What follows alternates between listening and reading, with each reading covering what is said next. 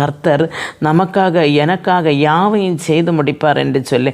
அதனால் என்னால் முடியாது நான் இதல்ல, நான் இப்படி இந்த காரியங்களை நான் எப்படி செய்வேன் என்றல்ல, கர்த்தர் எனக்காக யாவையும் செய்து முடிப்பார் என்று சொல்லி நாம் இருக்க வேண்டும். அதே போல் அவர் சொல்லி, கர்த்தர் உமது கரத்தின் கிரியைகளை நெகிழ விடாதிரும் என்று சொல்லி. நெகிழ விடும் சொன்ன தவறி விடுகிறது.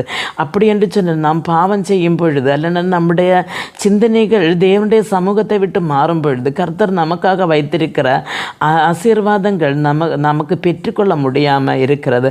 அதனால் பிரியமான தேவனுடைய பிள்ளைகளை, நம்முடைய குறைவுகளோ குற்றங்களோ கர்த்தர் நமக்கு வைத்திருக்கிற ஆசீர்வாதங்கள் கர்த்தருடைய கரங்களிலிருந்து அது நகிழ்ந்து விடாதபடி இல்லைன்னா விழுந்து விடாதபடி நாம் என்ன செய்யணும்? கர்த்தருடைய சமூகத்தில் ஜெபிக்கிறவர்களாக காத்திருக்கிறவர்களாக இருக்க வேண்டும். ஒன்று, நாம் அதிகமாக விசுவசிக்க வேண்டும். ஏனென்று சொன்னால் கர்த்தர் அவர் நமக்காக யாவையும் செய்து முடிக்க வல்லமையுள்ள தெய்வம் என்றுள்ள